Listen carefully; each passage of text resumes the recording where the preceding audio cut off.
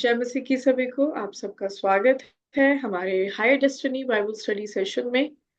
और आज हम आपके सामने स्पेशल रोमियो की किताब उसका 10वां चैप्टर उसके बारे में हमें बताएंगी सिस्टर रितु गिल जी। ये स्पेशल स्टडी सेशंस हैं जो कि हम चाहते हैं कि दुनिया की छोर तक ये आप सब खुदावन यीशु मसीह के गवाह बने और उसके नाम को जलाल दें। तो इसीलिए मेरे प्यारे अजीजों, ये बाइबल स्टडी सेशन को बहुत ध्यान से सुने, उसे मनन करें और अपने जीवन को बदलें। और हमारे बीच में हमारी प्यारी बहन सिस्टर प्रिया, सॉरी सिस्टर रितु जी आपके सामने है और वो आपको बाइबल के वचन शेयर करेंगी। Sister, over to you. Thank you so much for coming. Thank you very much. हम आपका धन्यवाद करते हैं आपके इतने प्यारे शब्दों के लिए।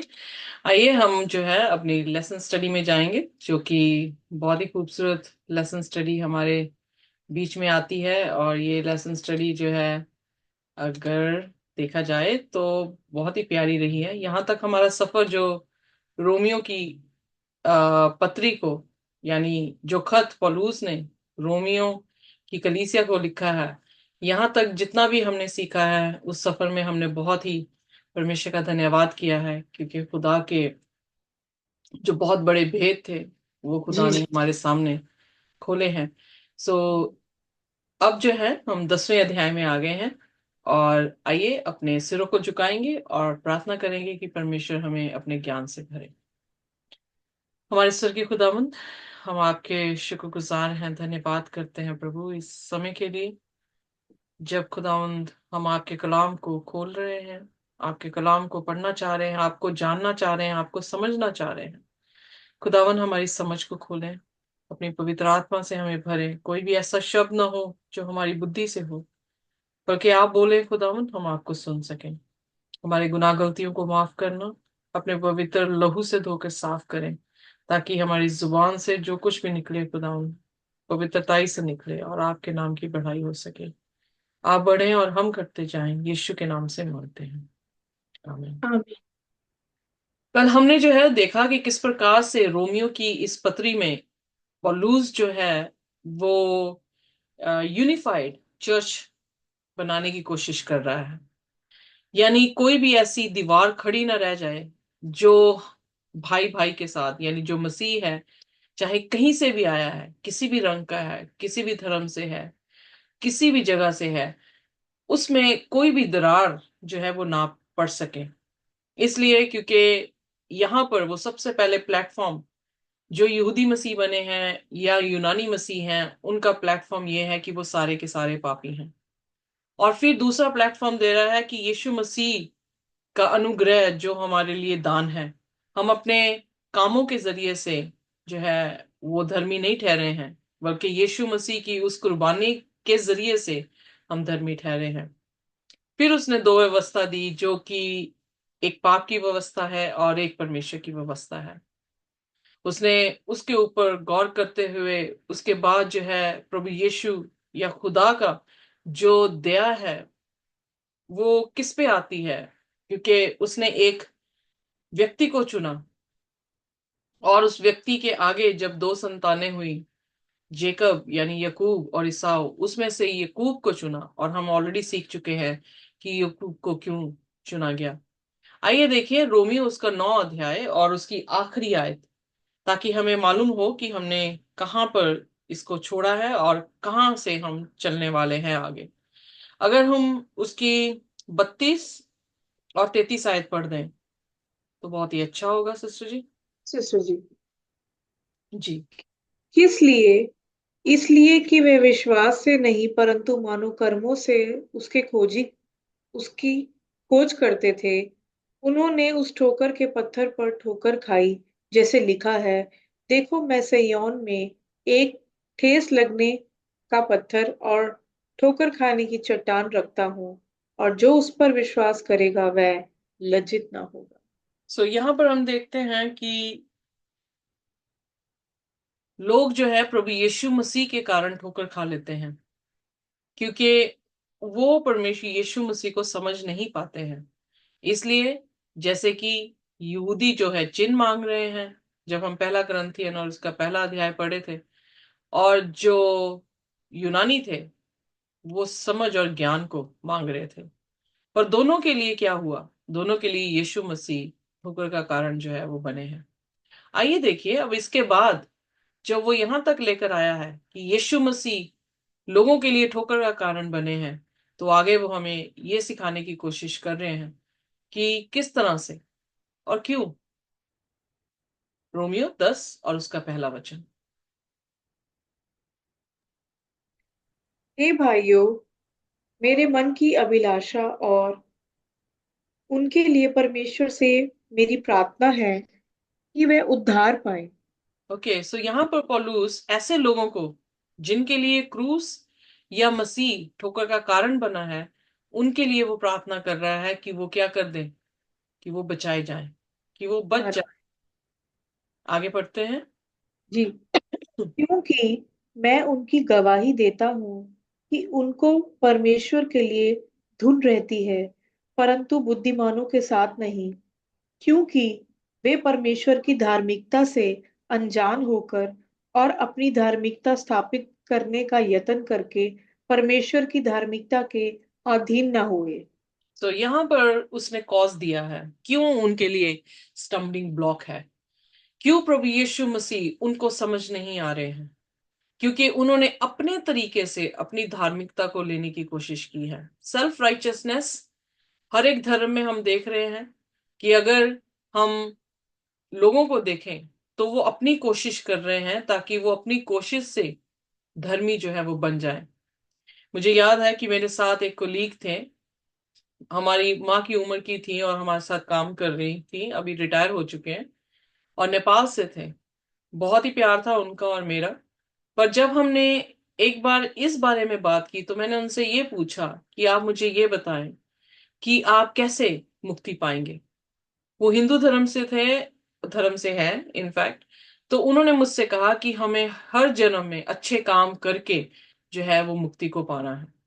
तो मैंने उनसे ये प्रश्न पूछा कि आप पिछले जन्म में कौन से ऐसे बुरे काम किए थे जिनकी आपने इस जन्म में जो है वो सीधे काम करने हैं, यानी कौन सा ऐसा फॉल्ट था जो आज इस जन्म में आपने करेक्ट करना है।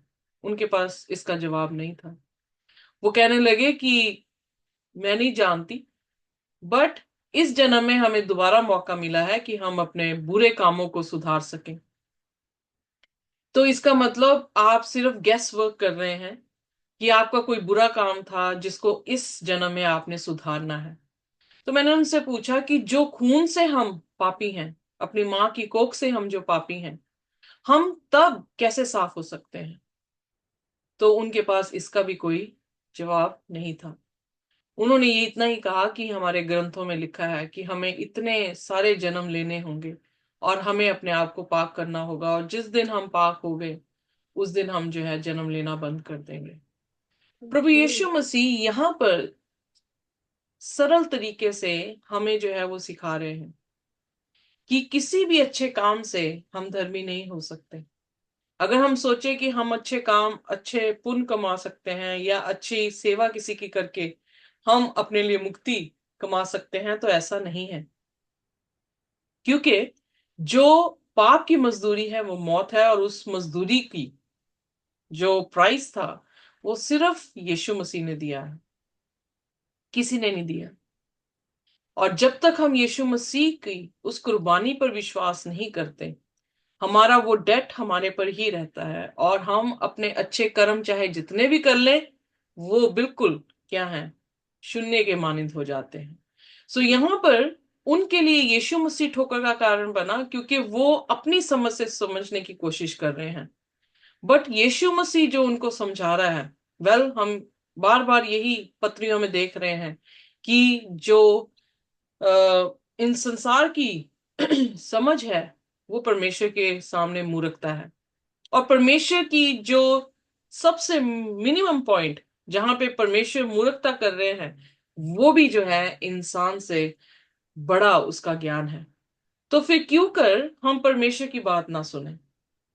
जो हमसे बेहतर जानता है कि कौन सी चीज भली है, तो क्यों कर हम सिंपली बच्चे के मानिंद, जैसे अपनी बाप की उंगली पकड़कर वो चल पड़ता है, वैसे क्यों नहीं चल पा रहे हैं। वो चल नहीं पा रहे हैं, बट अपनी धार्मिकता या अपने धर्म के काम अपने कर्मों से दिखाने की कोशिश कर रहे हैं, और अज्ञान है परमेश्वर की उस बात से जो परमेश्वर ने हमारे लिए ठहराया है, इसलिए उन तक जो है रोशनी नहीं पहुंच रही है। आइए दोबारा से पढ़ेंगे दूसरा अध्याय और तीसरा, और सॉरी या दूसरा वचन और तीसरा वचन। क्योंकि मैं क्योंकि मैं उनकी गवाही देता हूँ कि उनको परमेश्वर के लिए धुन रहती है, परंतु बुद्धिमानी के साथ नहीं, क्योंकि वे परमेश्वर की धार्मिकता से अनजान होकर और अपनी धार्मिकता स्थापित करने का यत्न करके परमेश्वर की धार्मिकता के अधीन ना हुए। सो यहाँ पर उनके पास जील है, वो इस बात की गवाही दे रहा है। अगर मैं देखूं तो लोग जो है लेट लेट के, नाप नाप के जो है अपने पिलग्रमेज तक जो है वो पहुंचते हैं, जहां जहां उनकी देवी देवताएं हैं, जिस गुफाओं में वो बैठे हुए हैं। तो जी इतनी जील है उनके पास कि वो लंगर भी जो है इतना लगाया जाता है, पैसे की भी परवाह नहीं करते हैं, लेट लेट के भी जा रहे हैं उसकी भी परवाह नहीं करते हैं।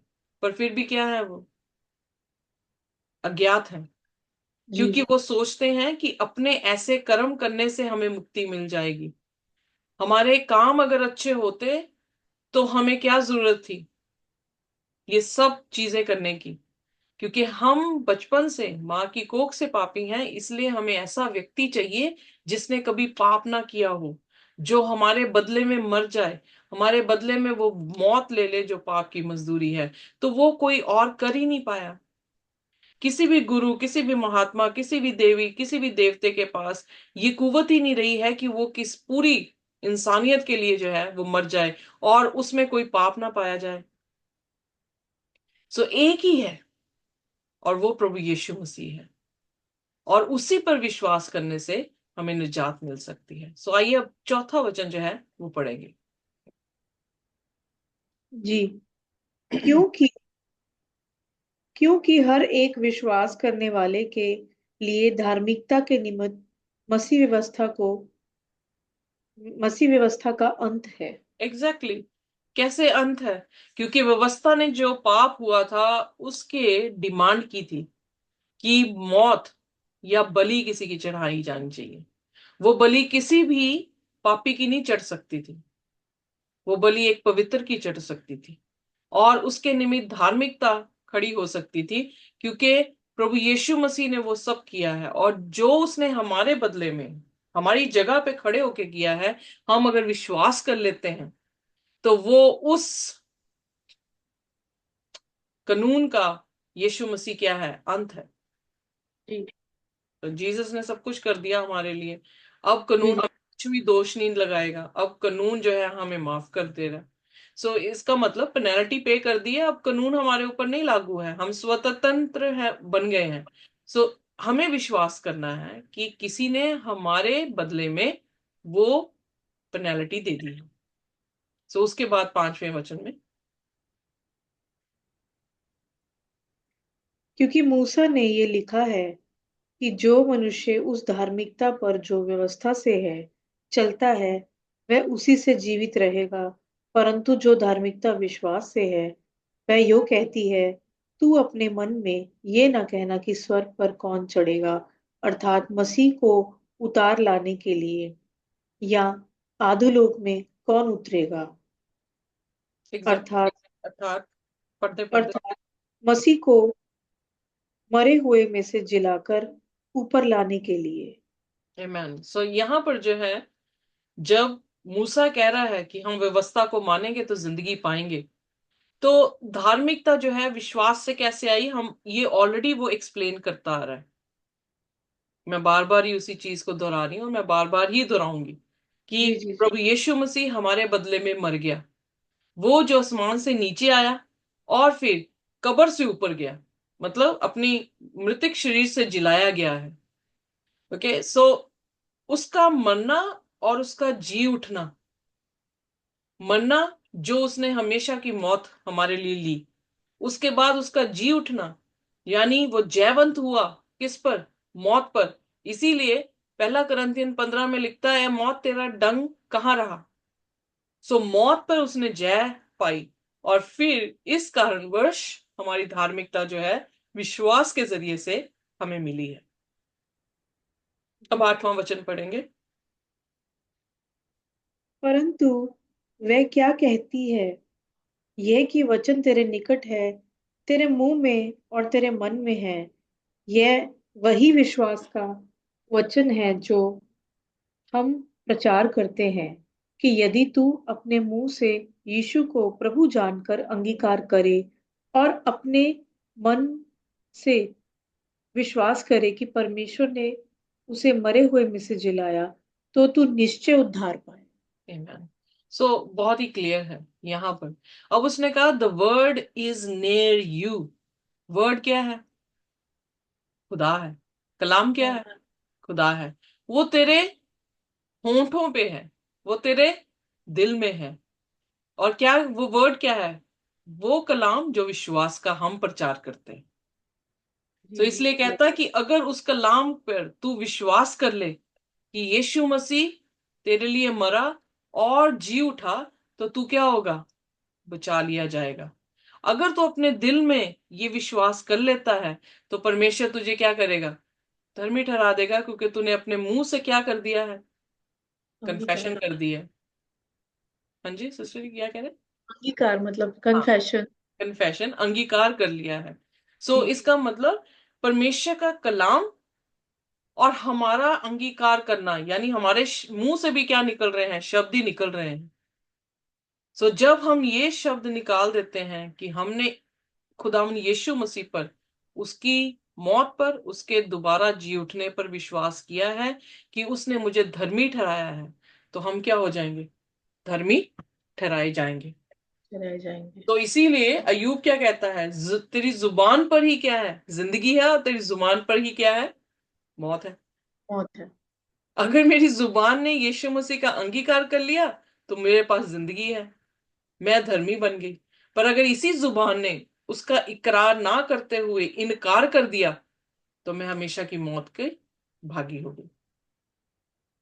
जी। उसके बाद 11वां वचन। नहीं सिस्टर जी, 10th है ना शायद। क्योंकि धार्मिकता के लिए मन से विश्वास किया जाता। हाँ जी। 10th है। क्योंकि धार्मिकता के लिए मन से विश्वास किया जाता है और उद्धार के लिए मुंह से अंगीकार किया जाता है। क्योंकि पवित्र शास्त्र ये कहता है, जो कोई उस पर विश्वास करेगा वह लज्जित ना होगा। तो इसका मतलब कन्फेशन, अपने दिल से विश्वास और मुंह से कन्फेशन जो है हमें बचा लेगा। क्योंकि लिखा है कलाम में, जो विश्वास करेगा उसे लज्जित नहीं ठहराया जाएगा। फिर मैं दोबारा से आती हूँ यूहन्ना 3:16 में। परमेश्वर ने जगत से ऐसा प्रेम किया कि उसने अपना इकलौता पुत्र दे दिया, ताकि जो कोई उस पर विश्वास करे वह नाश ना हो, बल्कि हमेशा का जीवन पाए। तो इसलिए विश्वास से हम कभी भी शर्मिंदा नहीं होंगे। और फिर उसके बाद 12वें वचन में, जी। यहूदियों और यूनानियों में कुछ भेद नहीं, इसलिए कि वह सब सबका प्रभु है और अपने सब नाम लेने वालों के लिए उद्धार है। आमेन। इसलिए फिर दोबारा से क्या कह रहा है? प्लेटफॉर्म सेम ही है, कोई पक्षपात नहीं है। प्रभु के लिए यहूदी भी वैसे ही प्रिय हैं जितने यूनानी हैं। इसीलिए जब हमने 9वां वचन पढ़ा, तो वहां पर भी वो यही समझाने की कोशिश कर रहा है कि यहूदी जो है वो तो बचने ही थे, पर यूनानी कैसे बच गए। इसका मतलब खुदा किसी के साथ पक्षपात नहीं कर रहा। खुदा का मैसेज यहूदियों के लिए भी वैसा है जैसे यूनानियों के लिए है। तो यहाँ पे वो कह रहा है कि कोई फर्क नहीं है दोनों में, क्योंकि खुदा जिसने जिसने उन सबको बुलाया है, वो क्या है? दयावान है। और वो क्या करता है? जो कोई उसका नाम लेता है, उसको वो बचा लेता है। आइए 13वीं आयत पढ़ दें। क्योंकि जो कोई प्रभु का नाम लेगा वह आवाज नहीं उद्धार। आ रही जी। अभी आ रही है? हाँ जी, अब आ रही। क्योंकि जो कोई प्रभु का नाम लेगा वह उद्धार पाएगा। ये मैंने आगे पढ़ते हैं सिस्टर जी। 14 वचन। जी। ओके। फिर जिस पर उन्होंने विश्वास नहीं किया वे उसका नाम कैसे ले तो और जिन्होंने उसके। विश्वास ही नहीं किया, क्वेश्चन आ गया अब, जिन्होंने विश्वास ही नहीं किया यीशु मसीह का, वो कैसे उसका नाम ले सकते हैं? तो वो उसका नाम नहीं लेते हैं। जी। और जिन्होंने कलाम ना सुना हो, आगे पढ़ते हैं आप सिस्टर जी, बहुत ही खूबसूरत है। और जिसके विषय सुना नहीं उस पर कैसे विश्वास करे और प्रचारक बिना कैसे सुने। एग्जैक्टली। सो विश्वास कहाँ से आता है? सुनने से। सुनने सुनना से। क्या? खुदा के कलाम को। और जब हम सुनते हैं तो विश्वास आएगा। अगर विश्वास आएगा तो हम क्या करेंगे? बचाए जाएंगे। तो इसीलिए शैतान की स्ट्रेटजी क्या है? वचन ना सुनाया जाए जी। और दूसरी चीजों में हमें व्यस्त कर दिया जाए। हम प्रॉस्पेरिटी की तरफ भागी जा रहे हैं, हम हीलिंग की तरफ भागी जा रहे हैं, और खुदा के कलाम को नकारते चले जा रहे हैं। पर बाइबल में क्या लिखा है कि जो वचन या बिलीफ यानी विश्वास ना करे वो बचाया नहीं जाएगा। वो कैसे बचाया जाएगा? क्योंकि उसने सुना ही नहीं। सुना नहीं तो उसने सुना इसलिए नहीं क्योंकि किसी ने प्रचार नहीं किया। किसी ने प्रचार नहीं किया, उन्होंने सुना नहीं, उन्होंने विश्वास नहीं किया, वो बचाए नहीं गए। तो कितना जरूरी है खुदा का खरा कलाम सुनाना, क्योंकि सुनने से विश्वास बढ़ता है। अब इवन मैं जब प्रकाशित वाक्य पढ़ा रहे थे, हम पढ़ भी रहे थे, तब हमने देखा कि सातों कलीसिया को एक ही चीज बार बार कही गई है, जिसके पास कान हो वो सुन ले। यानी सुनना बहुत ही जरूरी है हमारे बचाव के लिए। खुदा का कलाम सुनना जरूरी है। सो इसलिए 15वीं आयत में कहता है, और यदि भेजे न जाए तो कैसे प्रचार करे। जैसे लिखा है, उनके पांव क्या ही सुहावने हैं जो अच्छी बातों का सुसमाचार सुनाते हैं। आमेन। सो अब वो कह रहा है कि अगर प्रचार नहीं हुआ इसका मतलब कोई भेजा नहीं गया। सो इसलिए प्रचार करने के लिए भेजना जरूरी है। तो इसीलिए पुराने नियम में लिखा है यशाया में कि कितने ही प्यारे वो पांव हैं जो प्रभु यीशु मसीह के सुसमाचार को लेकर जाते हैं। अब देखें, कोई निकला है खुदावन यीशु मसीह का सुसमाचार सुनाने के लिए। जब वो निकला है उसने प्रचार किया है। उसने प्रचार किया है तो लोगों ने सुना है। लोगों ने सुना है तो लोगों ने विश्वास किया है। और लोगों ने विश्वास किया है तो लोग बचाए जाएंगे। कितना इंपॉर्टेंट है कि हमारे चर्चिस में लोगों को बाहर भेजना चाहिए। उसी चर्च को ग्रोथ में नहीं बल्कि बाहर भेजना चाहिए, ताकि वो जाके क्या करें? कलाम सुसमाचार। सुनाएं और लोग सुने, विश्वास करें और बचाए जाएं। सो आइए। 16 तो ना। जी। परंतु सबने उस सुसमाचार पर कान न लगाया। यशायाह कहता है, हे प्रभु, किसने हमारे सु किसने हमारे समाचार पर विश्वास किया है।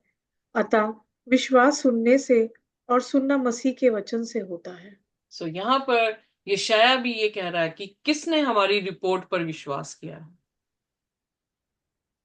यशायाह 53 में उसने इस तरह से कहा, क्योंकि वो कह रहा है कि गए तो हैं, गुड न्यूज दी है, पर लोगों ने क्या किया है? विश्वास नहीं किया है। तो फिर उसके बाद 17वीं आयत जो कि बहुत मशहूर आयत है, उसने फिर जो है कहा विश्वास कहाँ से आता है? सुनने से। और सुनना क्या? खुदा के कलाम से। कलाम से। प्रभु यीशु पर- मसीह के शब्दों को सुनने से हमारा विश्वास बढ़ता है। परंतु हाँ जी, मैं पढ़ते कहता हूँ, क्या उन्होंने नहीं सुना। सुनो तो अवश्य है। सुना तो अवश्य है, क्योंकि लिखा है, उनके स्वर सारी पृथ्वी पर और उनके वचन जगत की छोर तक पहुंच गए हैं।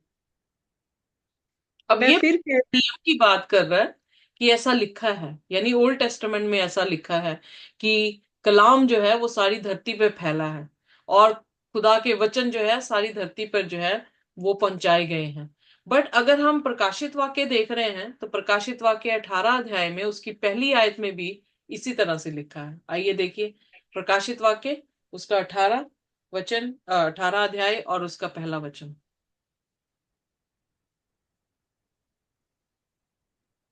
इसके बाद मैंने एक स्वर्गदूत को स्वर्ग से उतरते देखा, जिसे बड़ा अधिकार प्राप्त था, और पृथ्वी उसके तेज से चमक उठी। ओके, सो यहाँ पर सुसमाचार देने वाला एक फरिश्ता वहां पर दिखा, और धरती ने कैसे, धरती सुसमाचार से क्या हो गई, चमक पड़ी। चमक उठी। इसका मतलब खुदा का कलाम अंत के दिनों में भी क्या होगा, जाएगा, उसकी सच्चाई लोगों तक पहुंचाई जाएगी। कोई ये नहीं कह सकेगा कि ये साक्षी हम तक नहीं हुई थी। अगर आज कलाम सुनते हैं तो बहुत अच्छा, अगर नहीं सुनते हैं तो एक्सक्यूज उनके पास बिल्कुल भी नहीं छोड़ेगा खुदा, क्योंकि वो अपनी आवाज उनके कानों तक पहुंचा कर रहेगा। तभी यीशु मसीह के वचन में लिखा, यीशु मसीह ने खुद कहा मत्ती उसके 24 की उसकी 14 आयत में। आइए देखिए मत्ती उसकी 24 और उसकी 14 आयत। जी।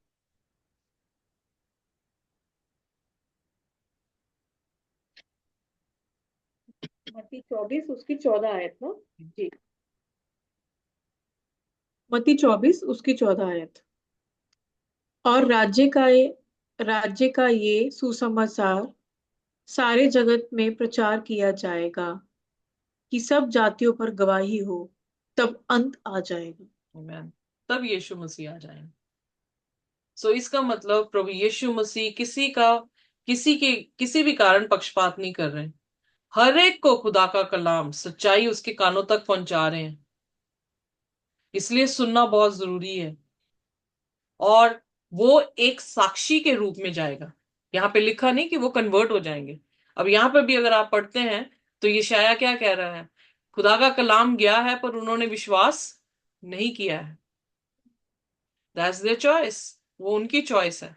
पर आइए देखिए 18 वचन जो है वो दोबारा से पढ़ दे। परंतु मैं कहता हूँ, क्या उन्होंने नहीं सुना? सुना तो अवश्य है, क्योंकि लिखा है, उनके स्वर सारी पृथ्वी पर, और उनके वचन जगत की छोर तक पहुंच गए हैं। ओके, सो इसका मतलब खुदा का कलाम जरूर जाएगा, जा रहा है सारे शोर शोर तक। उसके बाद 19वां वचन। जी सिस्टर जी। मैं जी। फिर कहता हूँ, क्या इजरायली नहीं जानते थे? पहले तो मूसा कहता है, मैं उनके द्वारा जो जाति नहीं तुम्हारे मन में जलन उपजाएगी, मैं एक मूढ़ जाति के द्वारा तुम्हें रीस दिलाऊंगा। एग्जैक्टली हुआ था।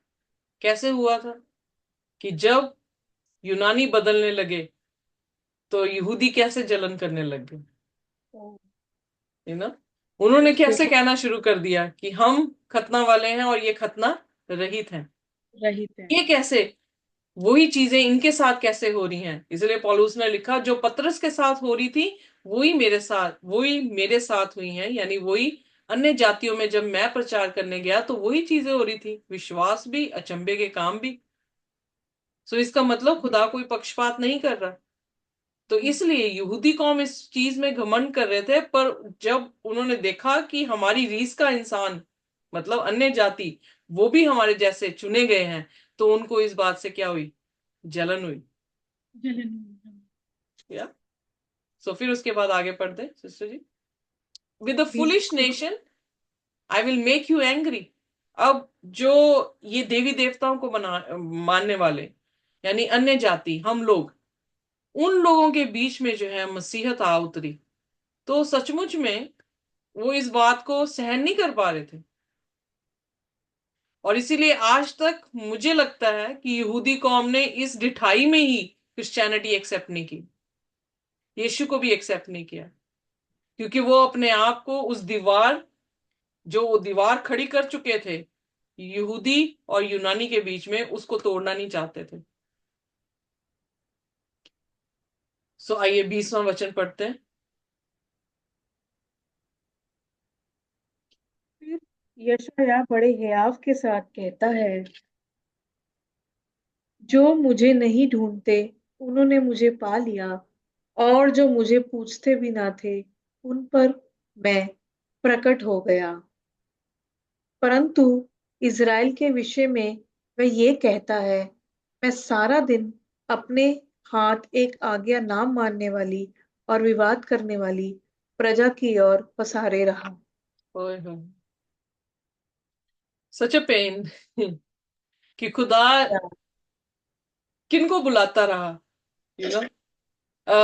कई बार ऐसा होता है कि हम बच्चे को बुलाते हैं अपने हाथ पर सार के, ताकि वो बच्चा आके हमें हमारे गले जो है वो लग जाए।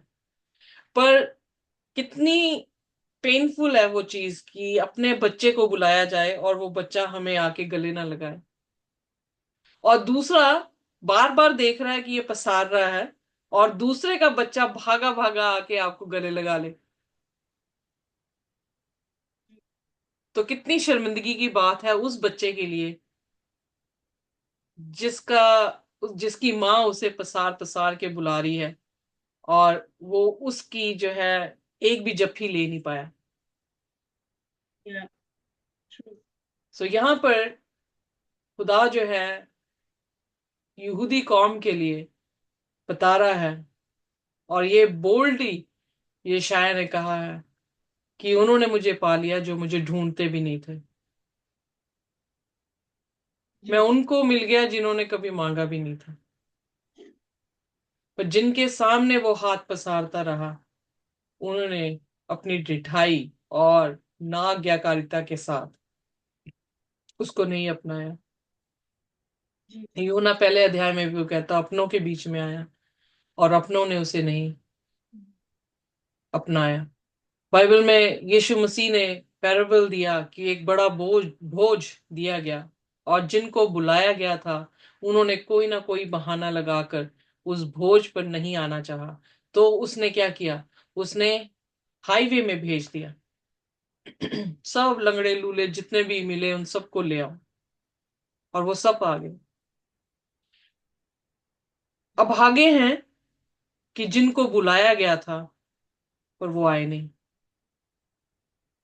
और हाईली फेवर्ड, खुशी की बात यह है कि जिन्हें बुलाया नहीं गया था या जिनके लिए रखी नहीं गई थी, असलियत में रखी नहीं गई थी, और जब उनको बुलाया तो वो उस भोज में जो है वो आ गए।